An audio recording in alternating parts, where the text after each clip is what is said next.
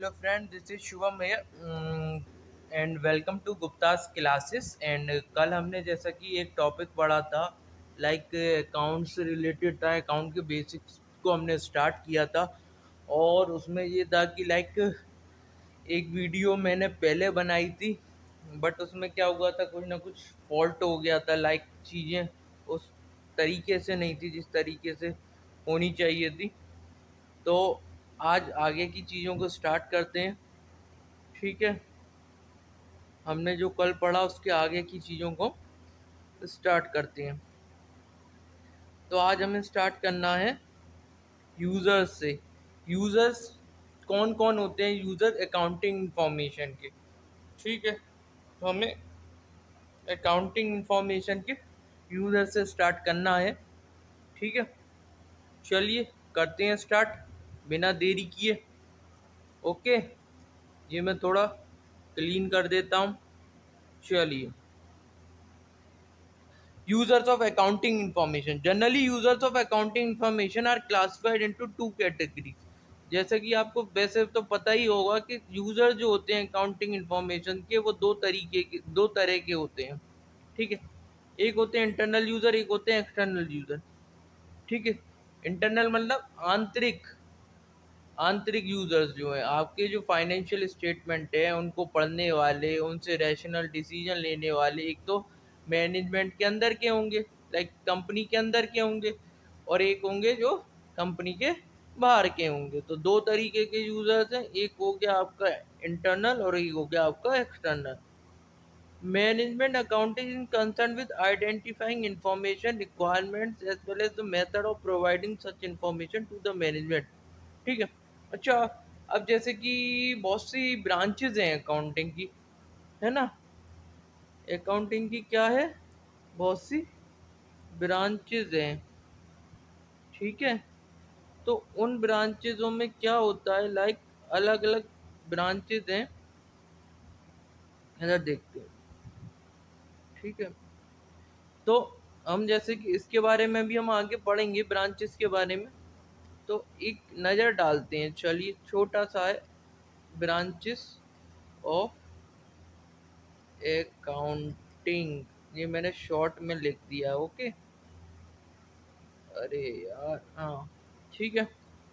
अब इसमें branches of accounting में हमने जैसा देखा कि बहुत सारी ब्रांचेस हैं। एक होती है आपकी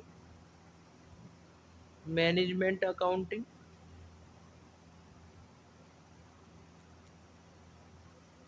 एक होती है आपकी कॉस्ट अकाउंटिंग,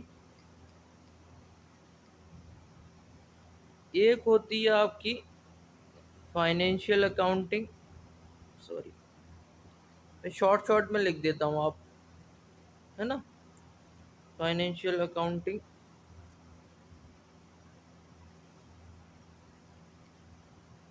ठीक है। एक होती है आपकी ह्यूमन रिसोर्स अकाउंटिंग, एक होती है आपकी सोशल रेस्पॉन्सिबिलिटी अकाउंटिंग। इस तरीके से काफ़ी ब्रांचेज हैं, और भी हो सकती हैं लाइक, है ना। बट इतना जितना मेरे दिमाग में अभी आ रहा है मैंने बता दिया, लाइक कि ये सारी ब्रांचेज हैं किसकी, अकाउंटिंग की। तो अब इसमें ये बोल रहा है स्टेटमेंट में, लाइक कि जो मैनेजमेंट अकाउंटिंग होती है उसमें सिर्फ और सिर्फ मैनेजमेंट को क्या प्रोवाइड की जाती है, इंफॉर्मेशन प्रोवाइड की जाती है। ठीक है, किससे रिलेटेड, किससे रिलेटेड, कंपनीज के मैटर से रिलेटेड।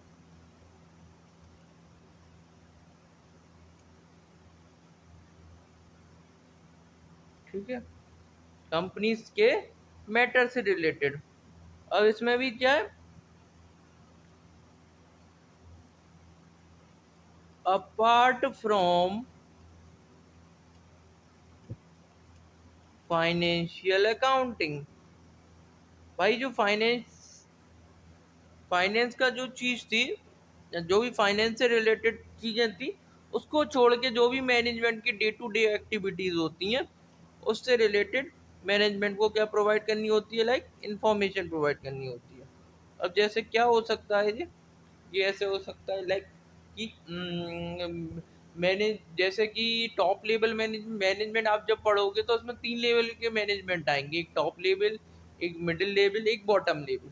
तो वो ऑर्गेनाइजेशन को कैसे मैनेज कर रहे हैं, बहुत से प्रिंसिपल्स होते हैं मैनेजमेंट को मैनेज करने के, तो वो उन सभी प्रिंसिपल्स, ठीक है, और उन सभी चीज़ों को मतलब एक्सपीरियंस का यूज़ करके वो किस तरीके से संस्था को मैनेज कर रहे हैं, तो ये सब चीज़ें आएंगी।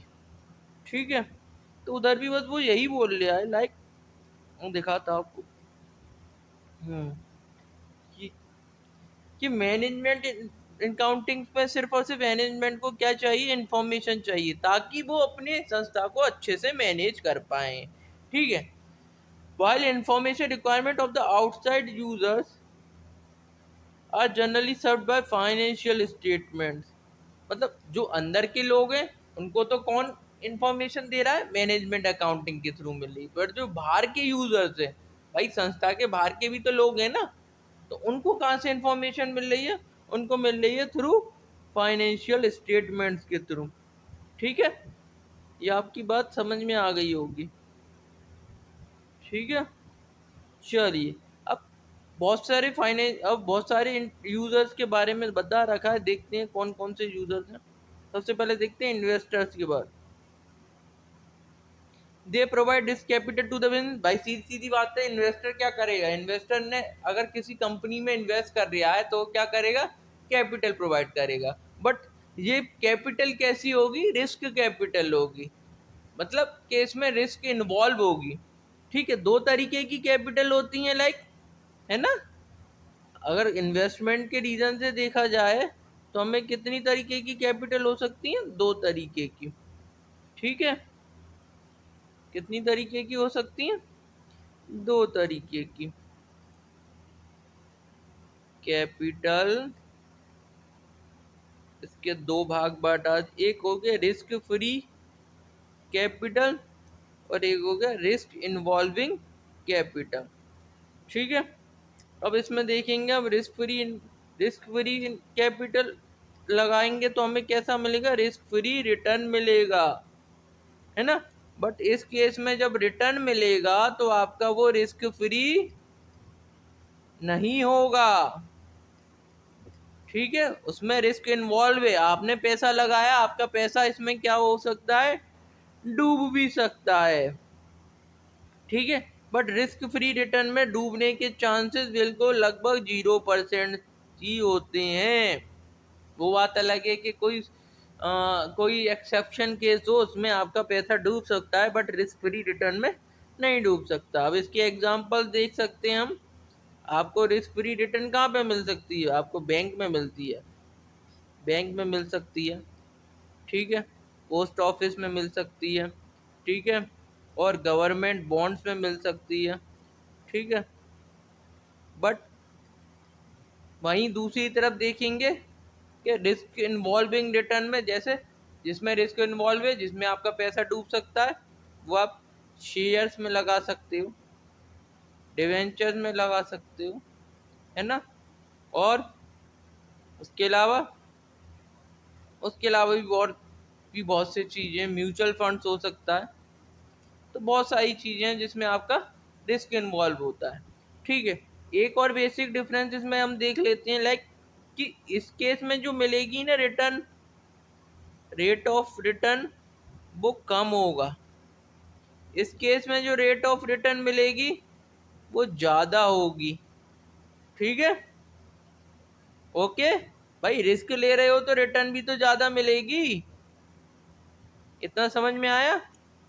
तो वो यही सब बता रहे हैं। ठीक है, तो बीच में थोड़ा गैप आ गया था लाइक अटक गया था, कुछ प्रॉब्लम हो गई थी, है ना।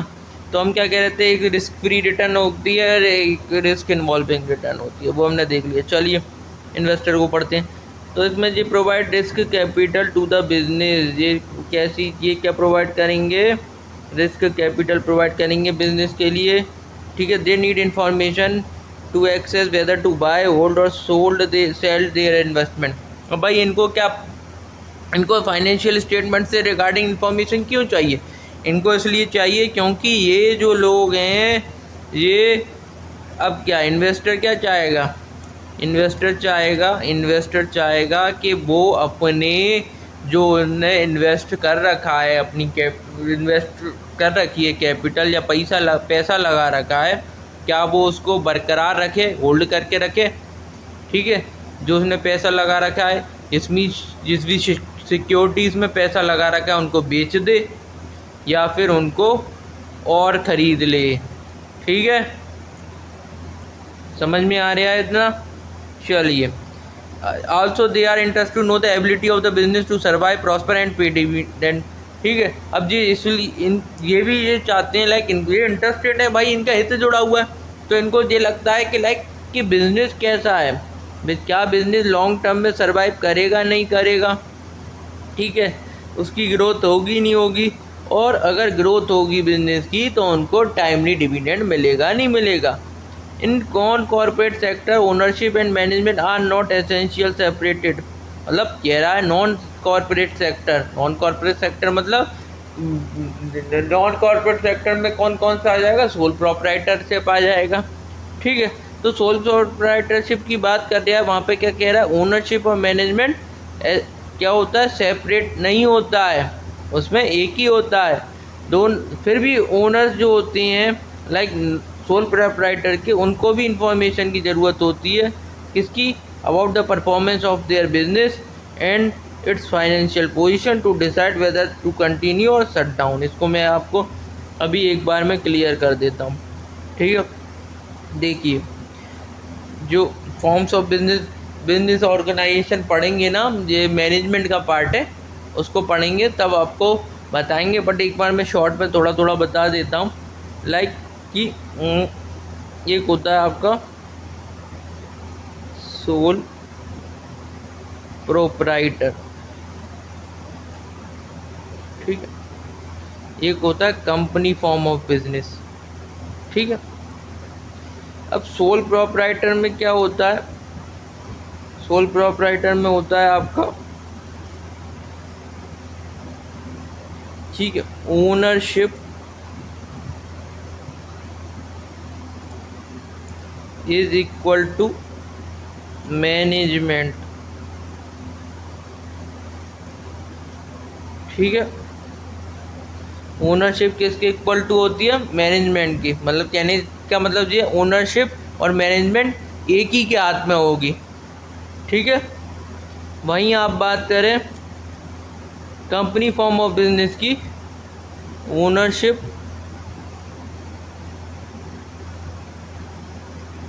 Is different from management. कहने का मतलब ये है कंपनी फॉर्म ऑफ बिजनेस में ओनरशिप और मैनेजमेंट दोनों अलग अलग होंगे। ठीक है, ये नॉट इक्वल टू लगा रखा है मैंने यहाँ पे, दोनों इक्वल नहीं होंगे। समझ में आया था ना? तो यही बात वो वहाँ पे कर रहा है। बट क्या जब अगर कोई सोल प्रोप्राइटर अपना धंधा कर रहा है तो क्या वो अपने धंधे के बारे में इंफॉर्मेशन नहीं चाहता है? उसकी परफॉर्मेंस नहीं देखेगा, लाइक देखेगा ना कि उसको प्रॉफिट हो रहा है, लॉस हो रहा है ना? वो देखेगा, पोजीशन भी देखेगा अपने बिजनेस की कि कहीं उसका बिजनेस ऐसा तो नहीं है बंद करने की कगार पे हो, है ना? या फिर ये भी हो सकता है कि उसका बिजनेस बहुत अच्छे से ग्रो कर रहा हो और उसको और ब्रांच खोलनी पड़ जाए। ठीक है, तो same in case of company में भी ऐसे ही होता है। कंपनी अपनी परफॉर्मेंस को देखती है थ्रू इनकम स्टेटमेंट और फाइनेंशियल पोजीशन को देखती है थ्रू बैलेंस शीट। ठीक है, इतना समझ में आया आपको? तो यही लाइन यही लिखा हुआ है वहाँ पे भी। ठीक है, चलिए आगे। अगला यूज़र है आपका employee. Growth of the employee is directly related to the growth of the organisation and therefore they are interested to know the stability, continuity and growth of the enterprises and its ability to provide remuneration, retirement and other benefit and to enhance employment opportunities। एक झटके में समझा देता हूँ मैं क्या कहना चाह रहा है। भाई एम्प्लॉई है या वर्कर है किसी ऑर्गेनाइजेशन में, ठीक है, तो भाई वो क्यों देखना चाहता है, उसके क्या मतलब है बिजनेस अपनी फर्म जिस भी कंपनी में वो काम कर रहा है उसकी परफॉर्मेंस से उसे क्यों मतलब है, हैं क्यों मतलब है अजी, मतलब है बहुत बड़ा मतलब है। मतलब ये कि भाई उसको सैलरी मिलेगी, सैलरी या रेम्यूनरेशन, ठीक है। अगर कंपनी ग्रो कर रहेगी अच्छा तो सैलरी उसको टाइमली मिलेगी, ठीक है, और सैलरी के अलावा अदर बेनिफिट्स भी मिलेंगे, उसको टाइमली हाइक भी मिल सकता है ना, अगर उसकी स्किल्स और परफॉर्मेंस अच्छी है एम्प्लॉय की, ठीक है। बट ये कब होगा, ये तभी तो हो पाएगा जब कंपनी अच्छा ग्रो कर रही होगी। बिना कंपनी अच्छा ग्रो करे वो प्रोवाइड नहीं कर पाएगी सैलरी, ठीक है। हमने एक केस देखा था लाइक अभी कुछ साल पहले ही, आपने सुना होगा, लाइक एयर इंडिया का केस सुना था।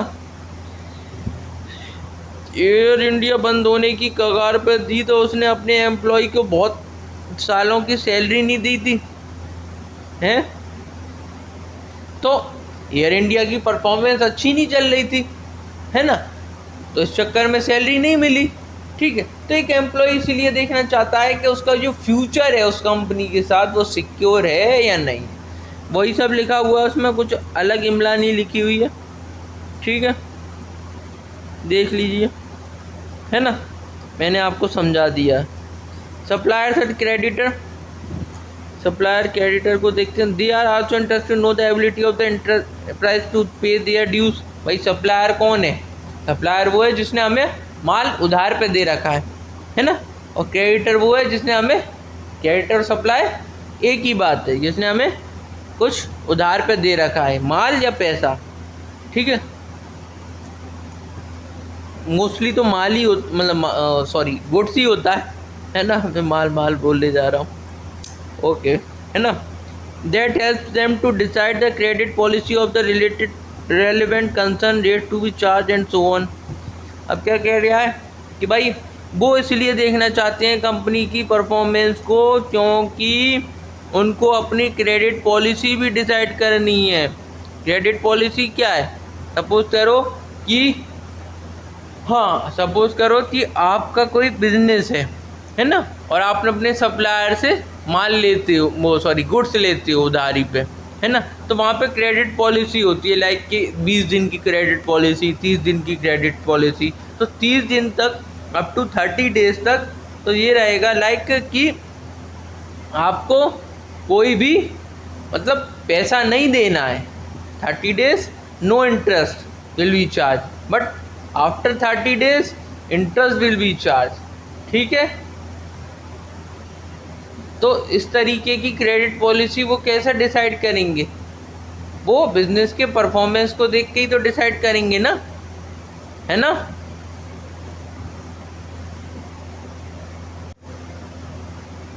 चलिए आगे देखते हैं, ठीक है।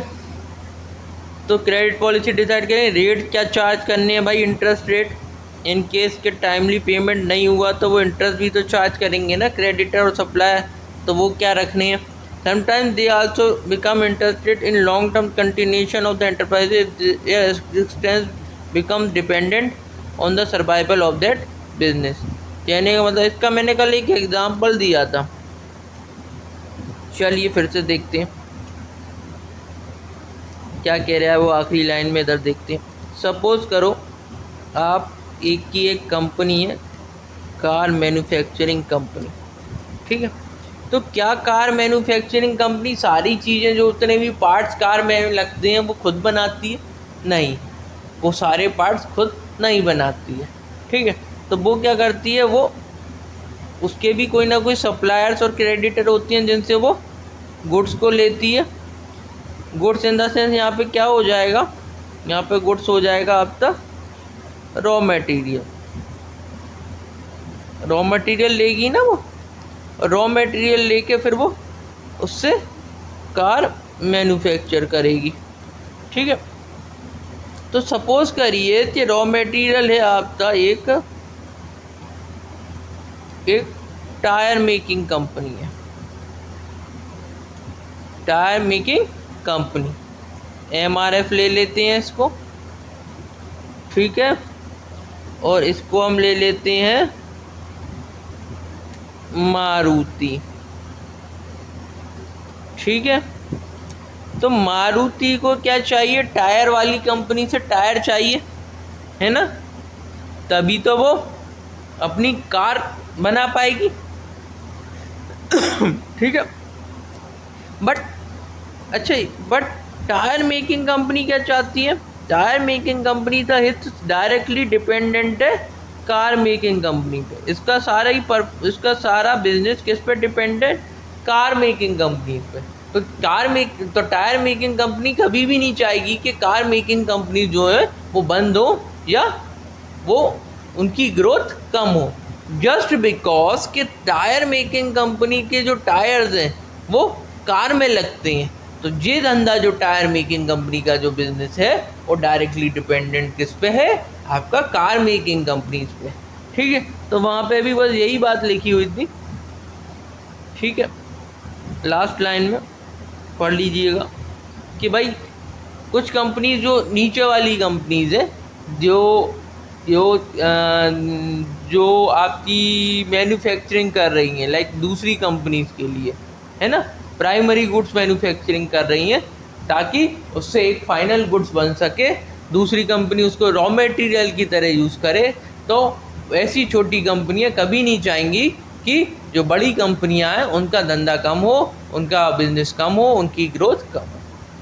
ठीक है, इसलिए उनको परफॉर्मेंस जाननी है कि भाई कार मेकिंग कंपनीज के शेयर्स की क्या वैल्यू चल रही है, उसका प्रॉफिट कितना है, उनकी पोजीशन कैसी है, ये सब जानना उनके लिए इम्पोर्टेंट है। चलिए कस्टमर्स को देखते हैं। Customers are also concern with the stability and profitability of the enterprises. Customer भी चाहता है कि जो कंपनी है वो स्टेबल रहे, बरकरार रहे और प्रॉफिटेबिलिटी हो उसकी कंपनी की, because their functioning is more और less dependent on the supply of goods. ठीक है, क्योंकि अगर वो उसकी ग्रोथ या परफॉर्मेंस अच्छी होगी कंपनी की तो जो कस्टमर्स हैं उनको टाइमली गुड्स की सप्लाई मिलती रहेगी। ठीक है, सपोज एक एग्जांपल दे रखा है, मैंने एक और एग्जांपल दिया था कल, मैंने अमूल और मदर डेयरी का एग्जांपल दिया था। चलिए टाइम की शॉर्टेज है तो इसी वाले एग्जांपल को देख लेते हैं। A company produce some chemicals use for pharmaceutical companies and supplies chemical on 3 months credit. If all of a sudden it faces some trouble and is unable to supply the chemical, the customer will also be in trouble. भाई सीधी सीधी बात है कि एक company है, ठीक है, एक केमिकल कंपनी है, एक chemical company CC chemical company, और ये हो गई फार्मास्यूटिकल कंपनी। फार्मास्यूटिकल कंपनी कौन सी होती है, दवाई वाली कंपनियाँ, है ना, जो दवाई बनाती हैं। ठीक है, तो ये केमिकल कंपनी क्या करती है, इनको केमिकल प्रोवाइड करती है। ठीक है, कितने महीने के, 3 मंथ के क्रेडिट पीरियड पे। खैर क्रेडिट पीरियड का यहाँ पे कोई यूज़ नहीं है समझाने के लिए, बट फिर भी मैंने लिख दिया है।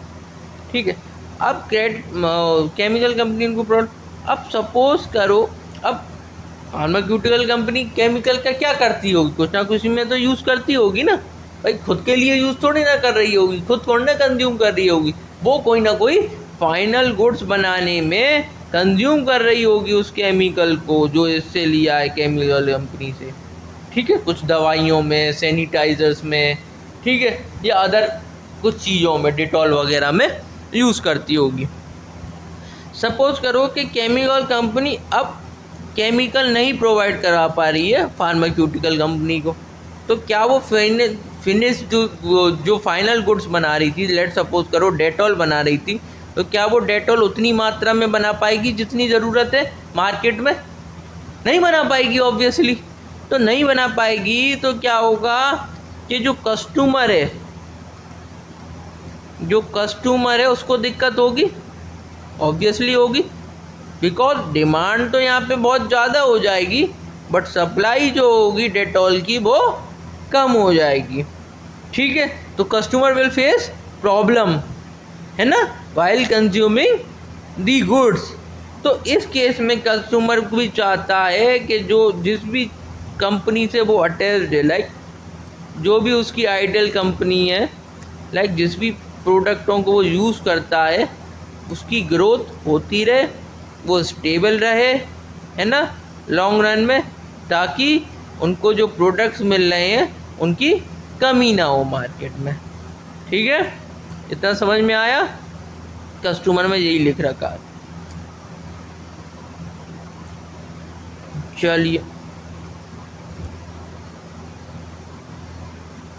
अगला पॉइंट देखते हैं।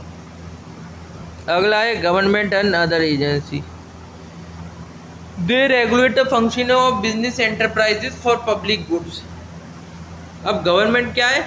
गवर्नमेंट जो है वो फंक्शनिंग, वो मैनेज करती है किसकी फंक्शनिंग को? वो फंक्शनिंग को मैनेज करती है आपकी कंपनी की या बिजनेस एंटरप्राइज जो भी हैं, फॉर पब्लिक गुड्स, है ना।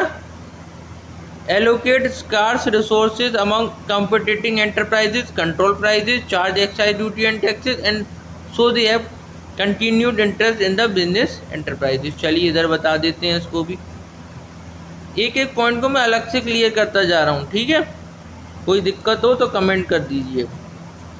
अब गवर्नमेंट क्यों इंटरेस्टेड है किसी कंपनी के फाइनेंशियल स्टेटमेंट्स में? पहली चीज़ तो गवर्नमेंट को क्या मिलेगा? टैक्स मिलेगा। ठीक है, टैक्स तो हर हाल में मिलेगा।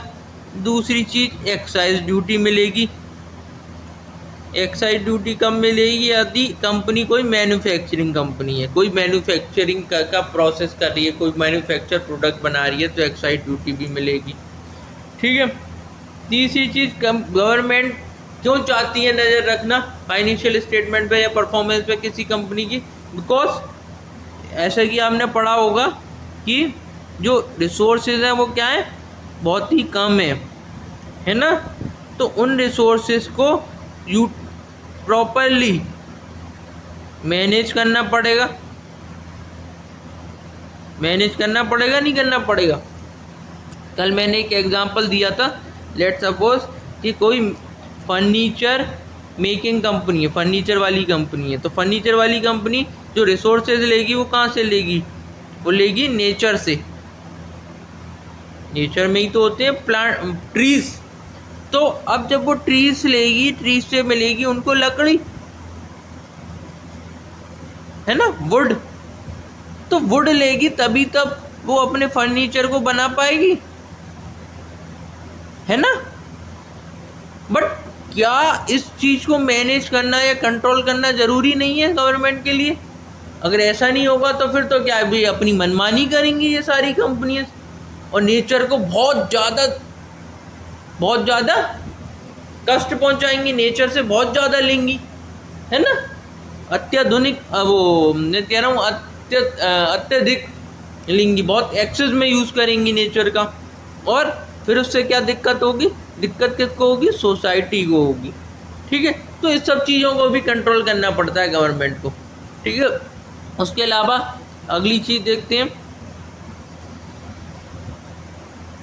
कंट्रोल प्राइजेस को कंट्रोल करना पड़ेगा, है ना। जो नेसेसरी प्रोडक्ट हैं आपका उनके लिए तो प्राइजेस कंट्रोल करना ज़रूरी है ना। जैसे आप तक क्या हो गया? सॉल्ट हो गया, शुगर हो गया, और खाने पीने के जो आइटम्स हैं, है ना। ठीक है, वरना ये कंपनीज क्या करेंगी? अपनी मनमानी करेंगी और अपनी मनमानी से चीज़ों के प्रोडक्ट को चार्जेस करेंगी, पैसों को चार्ज करेंगी उनके, है ना। तो बहुत सारी चीज़ें ताकि ये कंट्रोल कर सके प्राइस में। एक चीज़ और है, कॉम्पिटिटिवनेस को बढ़ावा देने के लिए भी, है ना, कॉम्पिटिटिवनेस को बढ़ावा देने के लिए भी गवर्नमेंट क्या करेगी? नज़र रखेगी परफॉर्मेंस पे कंपनी की। क्यों? क्योंकि कोई मोनोपोली स्टार्ट ना कर ले अपनी, यू नो मोनोपोली, एकाधिकार। एकाधिकार मतलब कि वो खुद ही मार्केट का इकलौता प्लेयर बन के ना बैठ जाए, है ना। तो इन सब चीज़ों को भी मैनेज करेगी गवर्नमेंट। तो इन सब चीज़ों को के हितों के लिए गवर्नमेंट को भी ज़रूरी है कि वो फाइनेंशियल स्टेटमेंट को या परफॉर्मेंस को देखती चले बिजनेस एंटरप्राइजेस की। ठीक है, समझ में आ गया? आई होप समझ में आ गया होगा। मैं बहुत क्लियर कट करके चल रहा हूँ एक एक पॉइंट को। ऑल्दो कि जो चीज़ें आपको हो सकता है लगे कि ये बहुत ईजी है, पढ़ के समझ में आ रहा है, सीधी सीधी लाइन लिखी तो है, बट फिर भी मैं एग्जाम्पल दे दे के चल रहा हूँ, लाइक कि किसी को भी कोई प्रॉब्लम ना हो, है ना। ठीक है, तो यही सब चीज़ें लिखी रखी हैं उसमें। आगे चलते हैं। Public. The public at large interested in functioning of the enterprise because it may make a substantial contribution to the local economy in many ways, including the number of people employed and their patronage to local suppliers. ठीक है, अब public at large क्यों चाहेगी? ठीक है, चलिए देखते हैं, इसको भी समझ लेते हैं। पब्लिक वाले पॉइंट को यहाँ पे समझ लेते हैं। पब्लिक,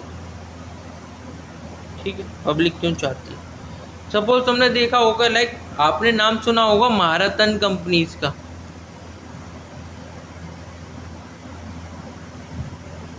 ये कंपनीज क्या करती हैं? ये company like under developed areas में ज़्यादा मिलती हैं।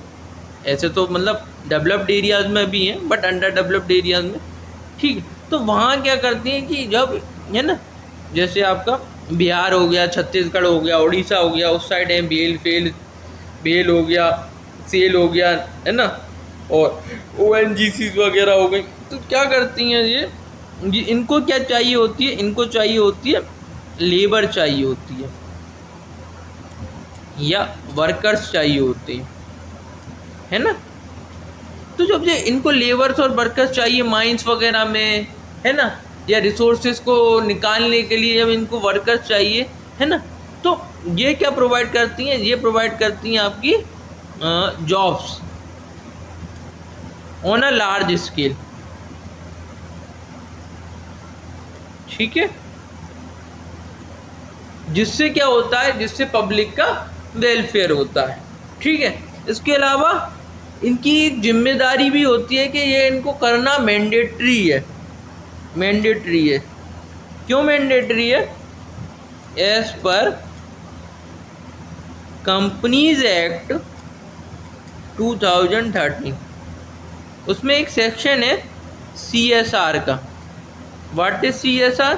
CSR is corporate social responsibility.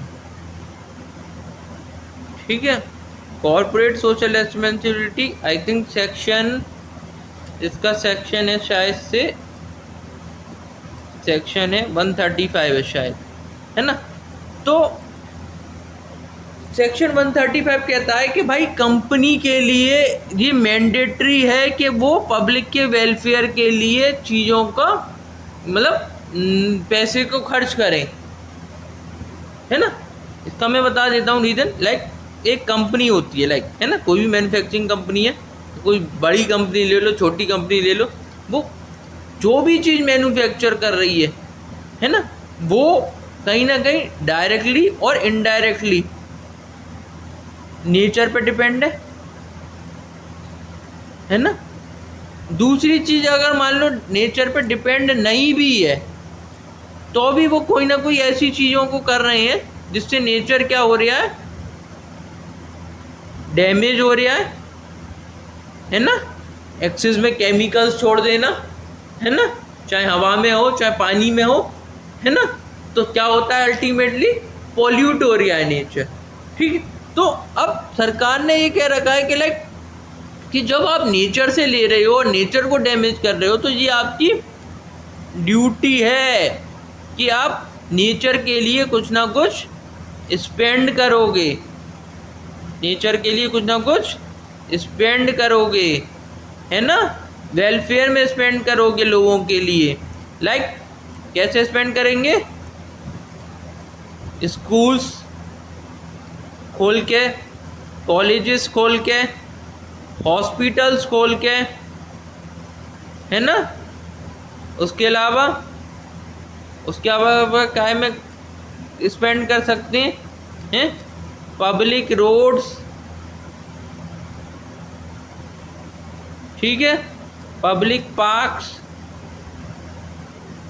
इन सब चीज़ों में भी स्पेंड कर सकते हैं, ठीक है। और क्या में कर सकते हैं, और कर सकते हैं आपके जॉब्स क्रिएशन में, ठीक है, लोगों को नौकरी देने में भी स्पेंड कर सकते हैं, ठीक है। तो पब्लिक का भी ये ओपिनियन बहुत ज़्यादा ज़रूरी है, लाइक कि वो जानना चाहती है कि किसी भी कंपनी की या किसी भी बिजनेस एंटरप्राइजेस की परफॉर्मेंस कैसी है, उसकी पोजीशन कैसी है, ठीक है। आई होप आपको समझ में आ गया हो। मैं बहुत विस्तार से चीज़ों को समझाता हूँ। एक्चुअल में क्या है, मेरी आदत है, लाइक कि मेरे को पता है खाना पूर्ति नहीं होती है। खाना पूर्ति मतलब इन द सेंस मेरे पे लाइक जल्दबाजी नहीं होती है, या आर्टिफिशियल पना नहीं है, लाइक कि जल्दी जल्दी करो, मतलब बला टालो, है ना। तो वो सब चीज़ें नहीं होती हैं, ठीक है। अब इसको एक बार आप देख लेना, मैंने वैसे समझा दिया है। अगला पॉइंट है आपका मैनेजमेंट का। Management as a whole is also interested in the account for various managerial decision, ठीक है। अब मैनेजमेंट क्या है, मैनेजमेंट में मैंने बताया था आपका, मैनेजमेंट में होता है top level management, middle level management, एक बॉटम लेवल मैनेजमेंट, ठीक है। तो ज़्यादातर जो मैनेजरियल डिसीजन है, जो भी इम्पोर्टेंट जो मैनेजरियल डिसीजन होती है, उसके लिए रेस्पॉन्सिबल होता है आपका टॉप लेवल मैनेजमेंट, ठीक है ना। तो मैनेजमेंट भी बहुत ज़्यादा इंटरेस्टेड, क्यों, अकाउंट्स के बारे में जानने के लिए। भाई उसको भी तो पता होना चाहिए कि आखिर फाइनेंशियल पोजीशन कैसी है कंपनी की, या परफॉर्मेंस कैसी है कंपनी की। क्यों, क्योंकि उनको बहुत सारे डिसीजंस लेने हैं। अब वो डिसीजंस कंपनी के रिगार्डिंग किसी भी सेंस में हो सकता है, लाइक क्या सपोज करो कि कंपनी की माली हालत अच्छी नहीं है, उसकी परफॉर्मेंस अच्छी नहीं है ना, टर्नओवर नहीं आ पा रहा है। लाइक ड्यूरिंग कोरोना आपने देखा था, कोरोना टाइम में क्या देखा था कि जो कंपनीज थी, है ना, चाहे वो कोई सी भी कंपनी हो, है ना। अब जैसे सपोज करो कि उस टाइम में FMCG प्रोडक्ट तो चल रहे थे और दवाइयों की कंपनियों की ग्रोथ हो रही थी, बट इसके अलावा बाकी जो कंपनी थी, क्या उनकी ग्रोथ हो रही थी? नहीं हो रही थी, टोटली नहीं हो रही थी। जैसे हम IT सेक्टर की बात करें, नहीं, सर्विस सेक्टर की बात करें, कोई ग्रोथ नहीं हो रही थी, है ना। और इसके बाद मैन्युफैक्चरिंग सेक्टर की बात करें तो उसमें भी ग्रोथ नहीं हो रही थी। तो उस केस में क्या कर रही थी कंपनियां, छटनी कर रही थी, अपने जो एम्प्लॉयज़ हैं उनको निकाले दे रही थी जॉब से। उस टाइम पे बहुत जॉब्स गई थी, आपने देखा होगा, नोटिस किया होगा, ठीक है। तो इस तरीके का एक एग्जाम्पल दिया मैंने छोटा सा, लाइक कि हाँ, कंपनीज को और भी बहुत से डिसीजन होते हैं जो लेने पड़ते हैं मैनेजमेंट को, तो इसलिए उनको ज़रूरी है कि वो अकाउंट्स के बारे में उनको अवगत रहें, परफॉर्मेंस के बारे में, पोजीशन के बारे में, फाइनेंशियल, ठीक है। On the basis of account management determine the effect of various decision on the functioning of the organisation, ठीक है। उन अकाउंट की वजह से, है ना, वो वेरियस डिसीजन लेंगे ताकि जो ऑर्गेनाइजेशन ने उसकी स्मूथ फंक्शनिंग में वो सहयोग कर सके। This help them to make further managerial decision, और इससे उनको और भी अच्छे डिसीजन, जो मैनेजरियल डिसीजन है, उनको लेने में सहूलियत मिलती है, ठीक है। इस टॉपिक को यहीं एंड करते हैं, छोटा सा वीडियो बहुत बड़ा हो जाता है। चलिए कोई नहीं, आगे अगली वीडियो में मिलते हैं आपसे, ठीक है। ख्याल रखिएगा अपना, अच्छा लगा हो तो सब्सक्राइब कीजिएगा। जैसे ये टॉपिक ख़त्म होते जाएंगे फिर हम MCQs लेके आएंगे। Okay, bye, take care.